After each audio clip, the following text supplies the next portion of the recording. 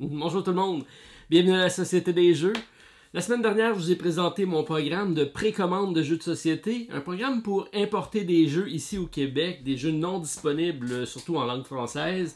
Ça vous a permis donc de vous inscrire à l'infolettre. Merci beaucoup, vous avez été nombreux à le faire, de quoi m'inciter à vous présenter encore plus de jeux, encore plus d'exclusivité. Et en parlant d'exclusivité, on regarde mes nombreuses réceptions. Alors mon actualité du 24 avril, c'est parti.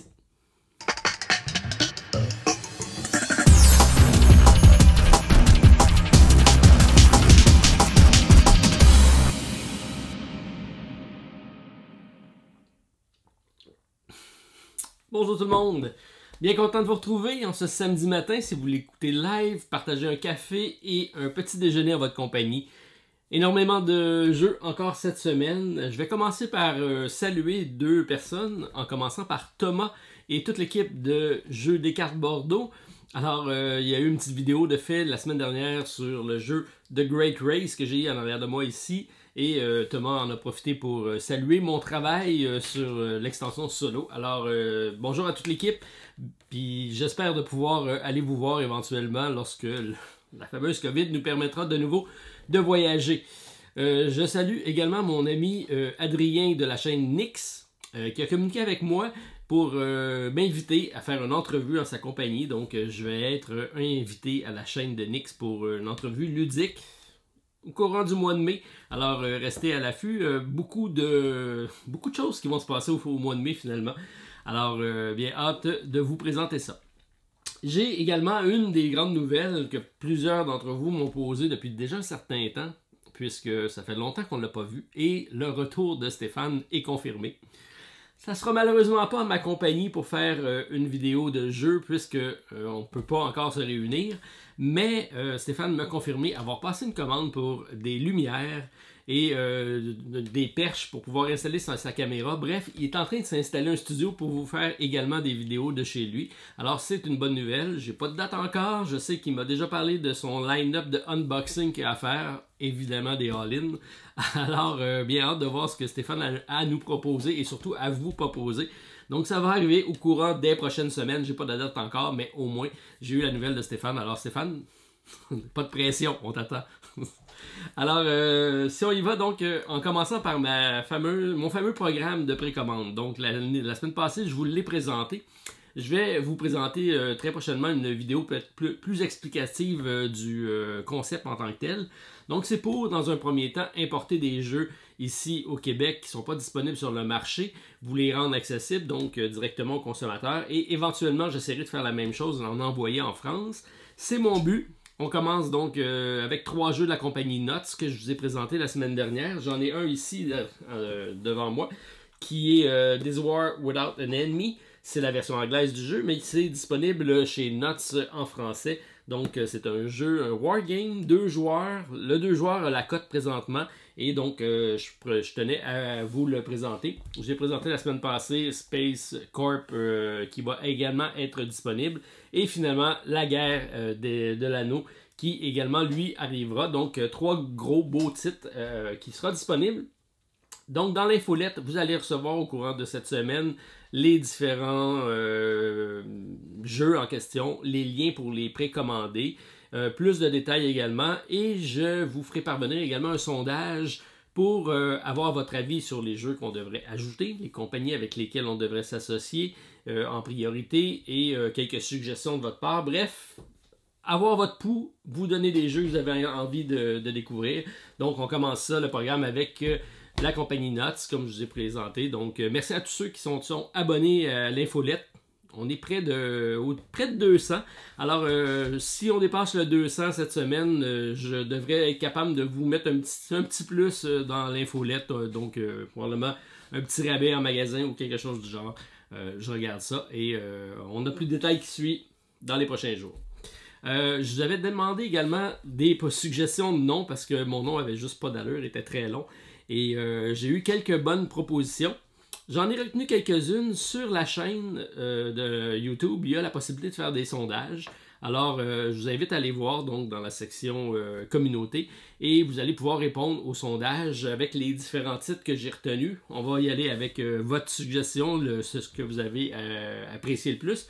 Alors, je vais vous en nommer quelques-uns, mais vous irez voir sur le sondage pour avoir l'ensemble des titres qui sont disponibles. Donc, j'ai retenu d'entrée de jeu, que j'aimais bien, bientôt sur vos tables, les précaux de la société, ou les précoces, reste à voir, et tout simplement le programme. Bref, vous allez pouvoir aller voter. Je vous invite à aller jeter un coup d'œil donc sur la communauté, sur la page Facebook de la Société des Jeux. Si on regarde également au niveau des réceptions, j'en ai quelques-unes cette semaine, dont une belle surprise. J'avais la compagnie donc qui fait le jeu de Arakan Wars. C'est à la base un livre audio ou un projet de balado, bref. J'ai reçu cette petite boîte-ci. Je connaissais pas du tout l'univers, fantasy, très bien illustré, tout ça, et on me parlait d'un livre audio. Et j'ai découvert ça ici, donc on ouvre ça ici. On a la carte de l'emplacement, fantasy.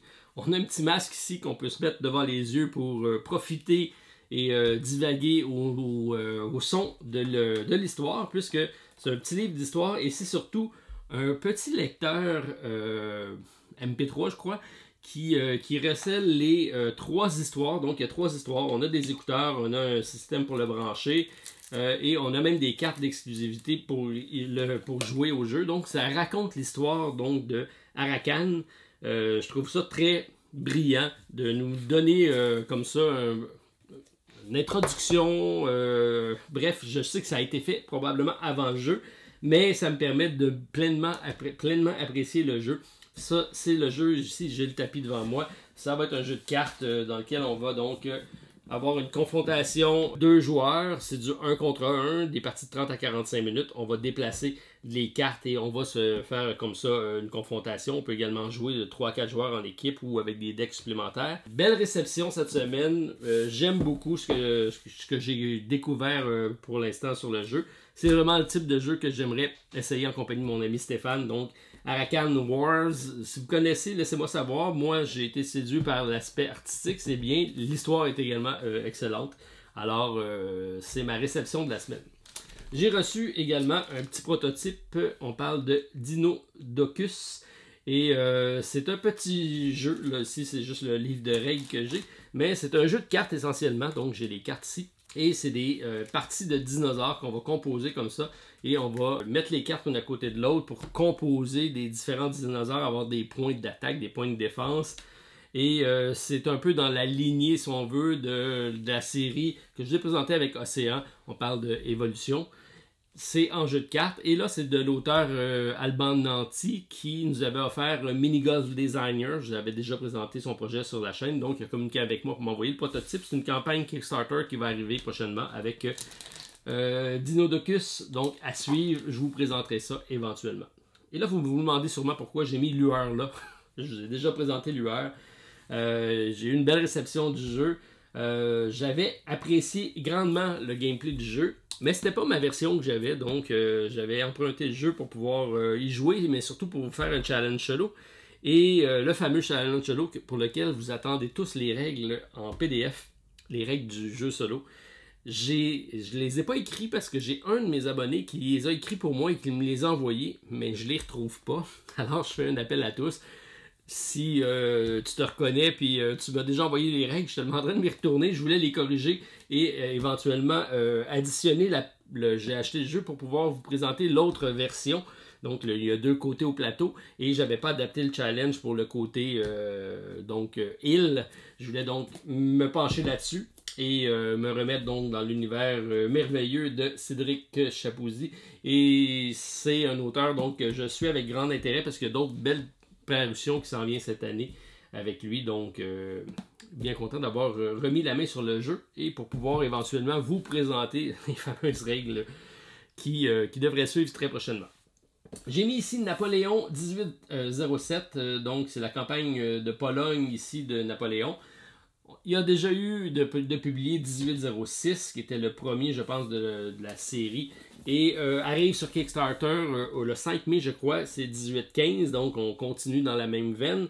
C'est un jeu c'est un wargame, l'épopée de Napoléon, donc dans ses différentes années. Un jeu de confrontation encore là, c'est encore un 2 joueurs, 90 minutes, 14 ans et plus, qui est peut-être un peu plus accessible comme gameplay qu'un gros wargame. Généralement, c'est des parties plus longues, 90 minutes, c'est quand même assez bien. Et c'est de la compagnie, donc Chakos, qui a communiqué à maintes reprises avec moi pour savoir si on était intéressé à distribuer le jeu. Je lance l'appel à tous, donc si vous êtes intéressé, vous me le faites savoir. Sinon, on pourra peut-être le mettre dans le même fameux système de précommande pour lequel je vous demande de choisir le nom. Donc, sachez que la campagne arrive le 5 mai, donc on va suivre ça avec intérêt. Et j'ai sorti le jeu pour pouvoir me replonger dedans pour la campagne en tant que telle et également pour vous le rendre disponible si ça vous intéresse avec Napoléon. On a également des sorties en boutique qui arrivent chez Randolph. Donc, on a eu une container qui s'en vient de la compagnie Lucky Dog Games. C'est 3 titres que j'ai retenus qui vont être disponibles dans les prochains jours en précommande. Et on commence ça avec Le Roi des 12. Donc, j'aime toujours découvrir des petits jeux maintenant. Je vous l'ai dit cette année, je cherche les petits jeux. Et celui-ci me semble très bien. Alors, c'est un jeu de 2 à 4 joueurs, 15 minutes par partie. 10 ans et plus, et c'est un jeu de cartes et de dés, donc de cartes de dés et de bluff, parce que c'est vraiment donc un jeu dans lequel on va devoir user de stratégie pour pouvoir défier nos adversaires et passer à travers ça, mais c'est 15 minutes par partie, on les enfile l'un après l'autre, esthétiquement très bien, et ce que j'ai vu jusqu'à date du jeu, ça va être exactement le type de jeu qu'on va pouvoir mettre et qui va fonctionner dans nos pubs ludiques si un jour ça finit par ouvrir, bien hâte de voir ça. Alors, un autre petit coup de cœur avec Mandala Stones, donc les pierres d'harmonie. C'est encore publié chez Lucky Dog Games. C'est un 2 à 4 joueurs, 30 minutes par partie, c'est très rapide, 10 ans et plus, initialement de la compagnie Board and Dice. Et on a ici affaire avec une collection d'ensemble de pierres. C'est beaucoup dans la lignée d'un Azul, donc ça devrait très bien fonctionner. Jeu abstrait qui va être très accessible, très familial presque, 10 ans et plus. Mandala Stone, alors une autre belle réception qui s'en vient chez Randolph, donc grâce à Lucky Dog Game en français. Et le dernier et non le moindre, mon coup de cœur, probablement dans mon top 10 de l'année 2021. Alors, Dune Imperium, je vous en avais déjà parlé dans le temps des fêtes, je l'avais amené et il arrive en français, donc finalement chez Lucky Dog Games. C'est une très belle combinaison de placement d'ouvriers activé avec un deck building. C'est 2 mécaniques que j'adore. C'est très bien amené. C'est dans l'univers de Dune, de la nouvelle série qui s'en vient. Donc, il y a un film qui devrait sortir sous peu. Grâce à notre cinéaste québécois d'ailleurs, Denis Villeneuve. Et c'est de 1 à 4 joueurs. Donc, on a même une variante solo dans lequel on a 2 adversaires contre qui on va jouer. Bref, très bien amené. Moi, j'ai beaucoup accroché sur ce jeu-ci. Donc, un seul mot pour moi. Excellent. Et je vous le propose et je vous le suggère fortement. J'ai mis en arrière de moi ici quelques jeux, vous allez dire, pourtant c'est pas des nouveautés, c'est simplement ici que c'est de la compagnie Steamforge et sort cette semaine un autre gros titre de cette compagnie-ci, encore une adaptation d'un jeu vidéo. Ça c'était le jeu de cartes de Dark Souls, on vous avait présenté également le jeu de plateau et un autre gros jeu de la lignée arrive chez Steamforge. Alors je tenais à vous le faire signe puisque on avait beaucoup aimé, Stéphane et moi, se mettre dans l'univers de Dark Souls et l'adaptation était plutôt bien réussie au niveau des jeux vidéo. Et ici, j'ai It's a Wonderful World qui a été notre jeu de l'année, niveau famille si on veut, avec à la Société des Jeux. Donc, on vous a présenté l'année passée notre gala à Stéphane et à moi et on a retenu donc It's a Wonderful World parmi notre jeu de l'année. Et c'est encore de retour, mais It's a Wonderful Kingdom cette fois-ci. Et là, c'est de 1 à 2 joueurs, donc ça tombe vraiment dans ma lignée. J'ai communiqué avec la boîte de jeu. Je ne sais pas si je vais avoir la chance de recevoir un prototype pour la campagne puis vous le présenter. Bref, je vous donne un peu plus d'informations dans la vidéo puisque ça vient d'arriver. La campagne de It's a Wonderful Kingdom, notre jeu de l'année à la Société des Jeux. J'ai notre TTMC. Je vous le ferai pas live, mais la semaine passée, j'ai fait 2 séries de Star Wars, donc une facile parce que plusieurs ont été élus maître Jedi et une un peu plus difficile cette semaine, mais vous avez malgré tout eu un bon score, donc vous êtes de fins connaisseurs. Cette semaine, je vais y aller dans une catégorie beaucoup plus abstraite, beaucoup plus généraliste, pour donner la chance à tout le monde de pouvoir s'en sortir, parce qu'il y en a qui ne connaissent pas l'univers de Star Wars, mais ça, parce que tout le monde va connaître. Et ça sera « Tu te mets combien en mots à double sens ». Alors, c'est ma question de la semaine et je trouvais les questions très intéressantes. Donc, j'ai hâte de vous entendre, savoir si vous savez. Ça va vraiment aller dans tous les sens, mais je pense, double sens, c'est jeu de mots pas mal. Alors, c'est mon TTMC de la semaine, donc ça sera une autre vidéo. Je vous invite à aller jeter un coup d'œil, à répondre aux questions et on comparera comme ça nos pointages de la semaine avec Tu te mets combien, notre jeu de l'année au Randolph. Ensuite, je vous ai fait voter pour mon gameplay de la semaine. Vous avez le choix entre Bloodborne et Dice Throne Adventure. Ça a été excessivement serré. J'ai eu des votes pratiquement ex-aequo dans les deux compagnies, mais Dice Throne a gagné par un vote. Je pense que ça a fini 19 à 18. Bref, c'est ce que j'ai fait cette semaine. J'ai sorti Dice Throne, j'en ai fait 6 ou 7 parties. Donc, je partage mon expérience de jeu. C'est un peu ma nouvelle capsule. Donc, plutôt que vous faire une série de vidéos séparées, je vous donne live mon appréciation du jeu. Donc, Dice Throne, c'est un jeu que j'avais joué il y a déjà 2 ans. C'est un jeu de confrontation initialement, donc un take that, développé pour un 2 joueurs, qui se joue à 2, 3 ou 4 joueurs. Et c'est un jeu de cartes et de dés. C'est vraiment un jeu de take that, de confrontation avec des points de vie qu'on va attaquer notre adversaire, dans la lignée d'un Magic the Gathering, mais avec des dés et des cartes. Les composantes du jeu sont vraiment hallucinante, c'est vraiment le haut standard de ce qu'on peut voir. Donc c'est la compagnie Roxley Game et Adventure n'a pas fait de changement. Ils nous ont arrivé avec vraiment des composantes vraiment magnifiques. Donc on a 2 aspects au jeu. Donc on a, ça se joue en coopératif et en solo. Et on va alterner entre un mode exploration de donjons et un mode de combat contre les boss. On va avoir comme ça une série d'aventures à faire. Et on va alterner, on va avoir au total 4 boss à affronter. Lorsqu'on va avoir vaincu le dernier boss, ça sera donc la fin de notre campagne. On va calculer des points à chacune des parties. Qu'on gagne ou qu'on perd, on va toujours continuer dans l'aventure, mais lorsqu'on va perdre, on va accumuler des points négatifs. Bref, ça va nous donner un aperçu de la qualité de notre campagne à la fin. J'ai beaucoup aimé l'adaptation, c'est bien fait, c'est bien réalisé et ça rencontre l'esprit du jeu. J'ai préféré les rencontres avec les boss, parce qu'on a des boss pour lesquels on va jouer 2 jeux de cartes. Là, je les joue en solo. Et on a vraiment l'impression de simuler une partie de confrontation à 2 joueurs. C'est même très difficile. J'en ai perdu plusieurs une après l'autre avant de me refaire. Et donc, ça, c'est bien amené. Ça reste un jeu de confrontation. Et pour moi, il est à son meilleur lorsqu'on joue à 2 joueurs. C'est vraiment un take-that de 2 joueurs.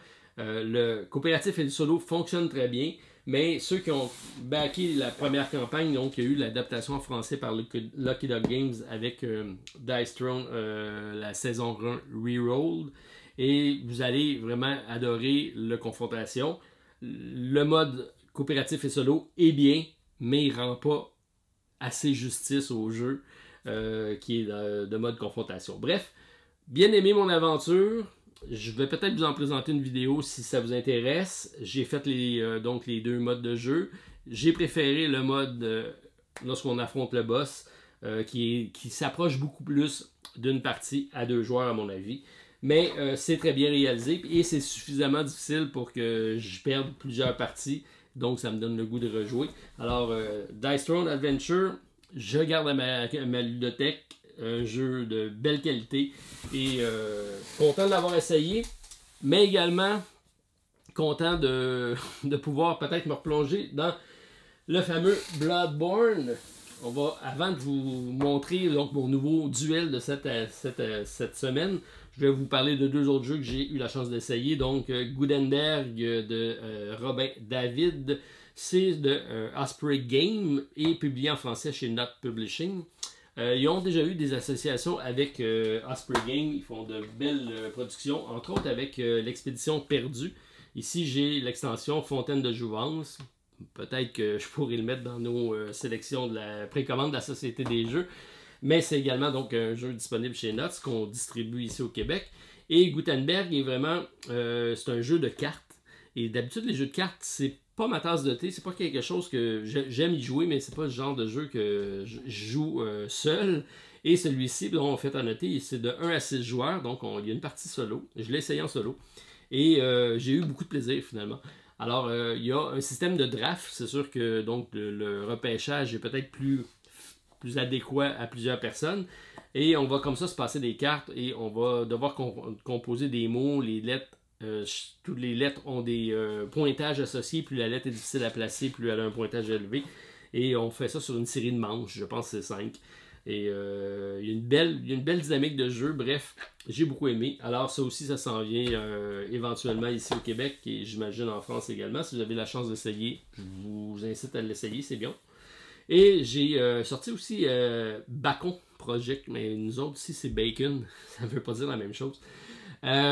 Et c'est donc un jeu encore là de confrontation de joueurs. Et faites à noter, ça joue avec un jeu de cartes. Alors là ici j'ai la version, vous pouvez commander la version, mais vous pouvez également aller télécharger le livre de règles qui était bien réalisé, aller chercher une des feuilles de personnages comme ça, et on a des habilités avec des nombres de cartes. Donc tout ça se joue avec un jeu de cartes standard. Alors ici j'ai un jeu de cartes qui est dans la boîte. Et tout ça, donc, on peut tout simplement utiliser un jeu de cartes standard et y jouer, aller faire le téléchargement et essayer ce jeu-ci.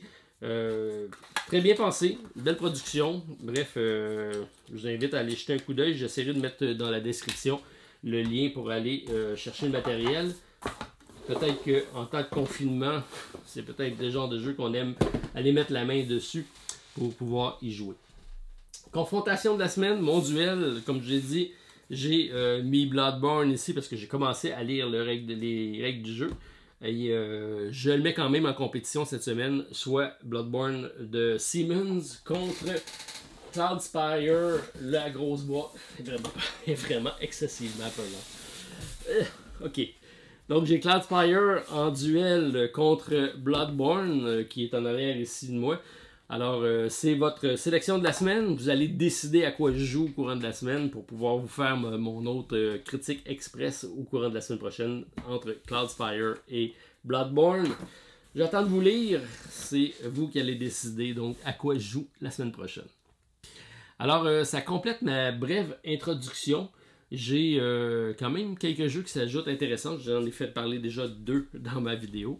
Et j'attends de vous lire. Je vous réponds rapidement. Et bon samedi à tous. On se revoit bientôt. Bye.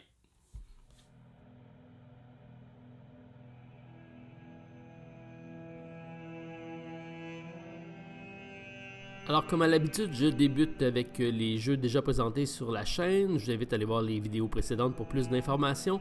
Toujours présent, Explore It, qui présentement sur GameFound. On parle du domaine de Mirza Noctis.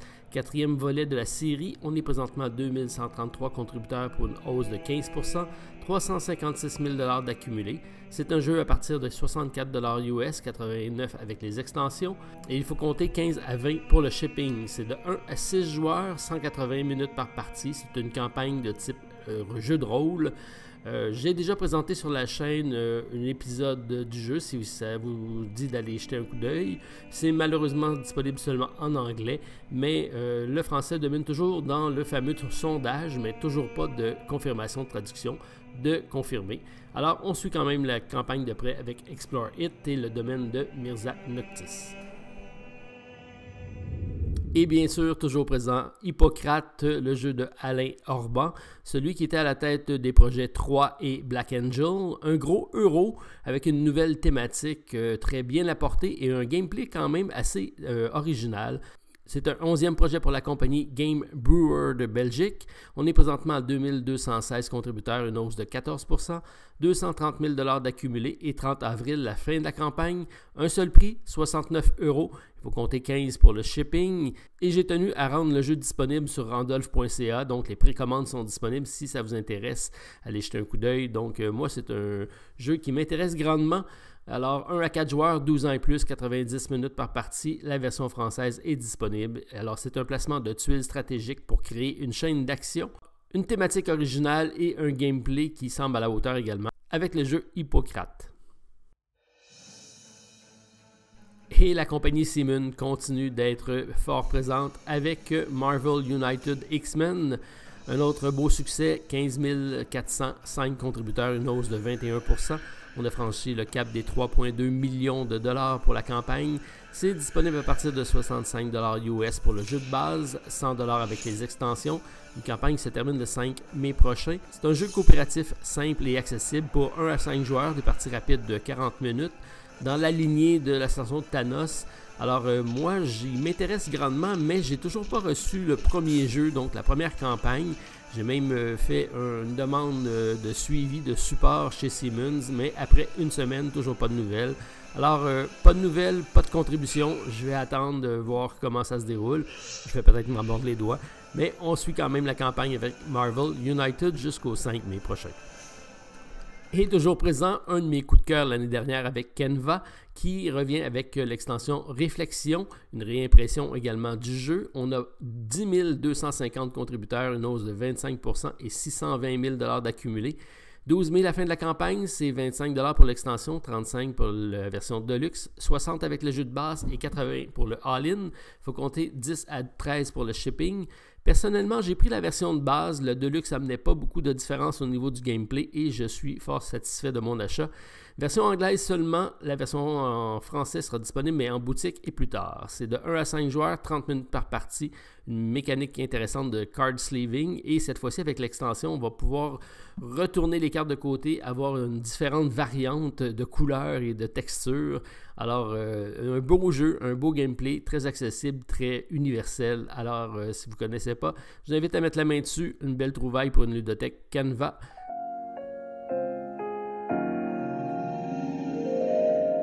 Et ma surprise de la semaine dernière continue à surprendre avec Transmission.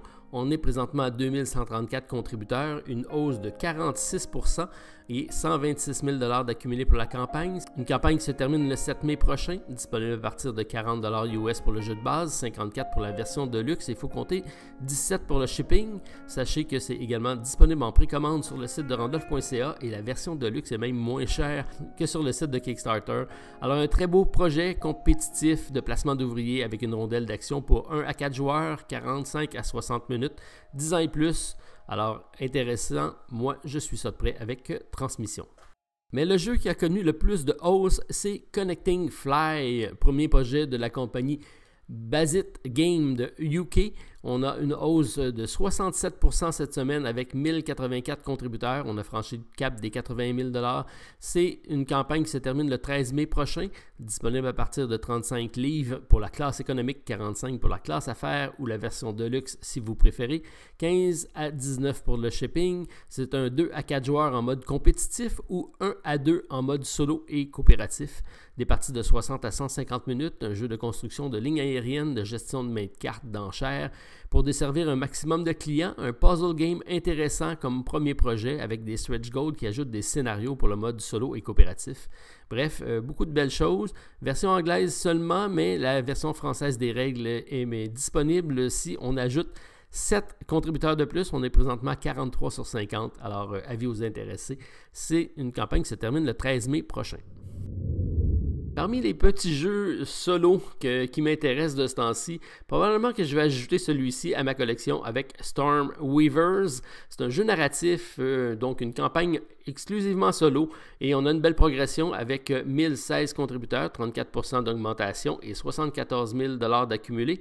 Une campagne qui se termine le 14 mai prochain. 39 € pour le livre avec les composantes de base du jeu, ce que j'avais fait comme erreur la semaine passée. La contribution à 66, ça inclut les mini et les standees en acrylique. Et il faut compter à ça 19 à 22 pour le shipping. C'est une aventure de type role-playing game, donc un RPG, une histoire à découvrir en solo le long de ces 350 pages d'histoire, mais également de gameplay avec différentes composantes de jeu. Et le tout est disponible en français. Alors, Storm Weaver à suivre jusqu'au 14 mai prochain. Alors, j'y vais avec mes nouveautés. Je vous en ai parlé en introduction. It's a Wonderful Kingdom de la boîte de jeu qui arrive avec 4698 contributeurs, 407 000 $ d'accumulés. C'est disponible à partir de 30 € pour la version de base, 50 pour la version de luxe. Et il faut compter 7 à 13 € pour le shipping. C'est de 1 à 2 joueurs, 14 ans et plus, 45 minutes par partie. On parle d'une version française bien sûr de disponible, une mécanique bien connue avec une chaîne d'action, construction de moteurs, gestion de ressources qui ont fait la renommée du premier jeu. Et maintenant, on a une gestion de matériaux, de population, d'art et d'exploration. Alors, des modules supplémentaires qui vont ajouter des quêtes, des menaces, des conquêtes, toutes sortes d'éléments assez intéressants au jeu. Alors, pour moi, c'est un achat assuré, presque les yeux fermés. Alors, on suit ça de près jusqu'au 6 mai prochain avec It's a Wonderful Kingdom.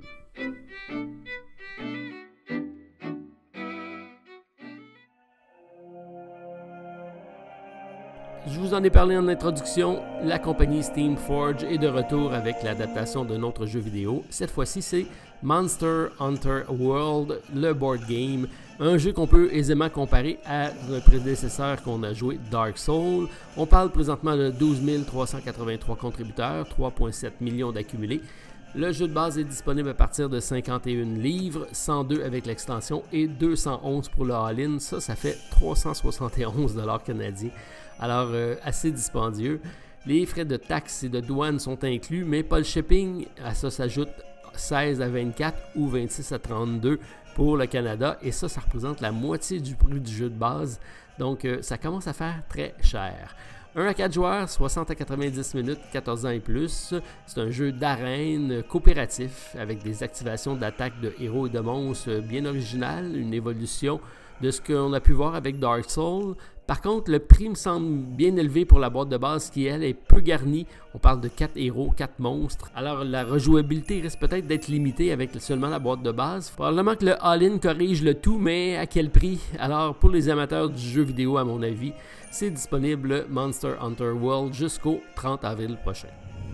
Et pour moi, ma carte cachée de la semaine, ou mon coup de cœur si vous préférez, Hidden Leaders de BFF Game. On a présentement 3338 contributeurs, 102 000 $ d'accumulés, 20 € le jeu, donc assez accessible, et 8 pour le shipping, 2 à 6 joueurs, 30 minutes par partie, 10 ans et plus, et la version française est disponible. C'est un jeu de gestion de main de cartes, d'influence stratégique et d'identité secrète. Alors on a 6 leaders ayant chacun 2 factions. Et on a des différentes cartes qui représentent des empires, les tribus, les peuples aquatiques et les morts vivants. Tout ça pour influencer le cours de l'histoire et déterminer qui sera le nouvel empereur. Alors, il me fait beaucoup penser à War of Whispers que j'ai joué l'année dernière en compagnie de Martin Lafrenière et Stéphane Bastien. J'avais beaucoup aimé le jeu et là, on arrive avec un format jeu de cartes beaucoup plus accessible. Alors, pour moi, ça semble être très bien comme jeu. J'aime beaucoup. Alors, une campagne à suivre, Hidden Leaders jusqu'au 14 mai prochain. J'ajoute également le jeu Florence, un jeu euro de placement d'ouvriers et de contrôle de territoire pour 1 à 5 joueurs. On a présentement 787 contributeurs, 68 000 $ d'accumulés. C'est disponible à partir de 45 livres ou 120 si vous y allez avec la trilogie composée de Florence, Venise et Ragusa. Alors, le solo est, quant à lui, composé en partie par David Tursi. Alors, c'est un jeu d'une vingtaine de minutes par joueur, disponible en version française également. C'est assez classique comme gameplay, un peu comme la mécanique également. Alors, pour les intéressés, Florence jusqu'au 20 mai prochain. Alors, après sauver le soldat Ryan, il faut sauver maintenant le patient Zéro, premier projet de la compagnie Helvetic. Donc, ça vous dit peut-être quelque chose, c'est pas vraiment leur premier projet. Compagnie suisse qui est bien connue pour la publication, entre autres, de Bandido, petit jeu de cartes, et première fois qui se pointe sur Kickstarter, par contre. On a présentement 127 contributeurs, 8 000 $ d'accumulés, 35 € pour le jeu de base, 55 pour la version Deluxe. Alors, on n'a pas atteint encore l'objectif, on est à peu près à 50% de l'objectif. La version française est également disponible. Un jeu d'actualité puisque c'est une course à l'antidote entre laboratoires pharmaceutiques pour créer un vaccin contre un fameux virus. Alors, 2 à 7 joueurs avec quelques trouvailles intéressantes dans le mode de déduction du jeu. Alors, sauvez le patient Zéro jusqu'au 13 mai prochain. Et je complète avec le retour d'un jeu québécois sur Kickstarter. On parle de Dark Mage ou de Mage Noir, parce que ça sera disponible en français. C'est l'édition avancée. On a présentement 140 contributeurs. 6 000 $ sur 50 000 $ de requis pour le financement. Alors, on est au tout début de la campagne. C'est disponible à partir de 45 $ canadiens. La version française est bien sûr disponible. C'est un 2 à 4 joueurs, 15 à 30 minutes par partie. 13 ans et plus, un jeu de confrontation de mages à l'aide de cartes, de sorts et de dés. Alors, beaucoup plus près d'un role-playing game en mode combat. C'est de belles illustrations. Alors, faites à noter, le stretch goal Acteros Scepter débloquera le mode solo et coopératif. Alors, très intéressant à suivre. Alors, si vous passez sur le site, dites-lui bonjour de ma part pour le Mage Noir. Alors, tout ça, c'est disponible jusqu'au 13 mai, soit une journée avant le 14. Alors, sur ce, je vous laisse. Je vous souhaite un bon week-end à tous et on se revoit probablement demain pour un déballage. Bonne fin de semaine tout le monde. À la prochaine. Allô? Allô? 1, 2, testing. 1, 2, testing. Ça n'a pas l'air. Alors, faudrait peut-être que je le branche.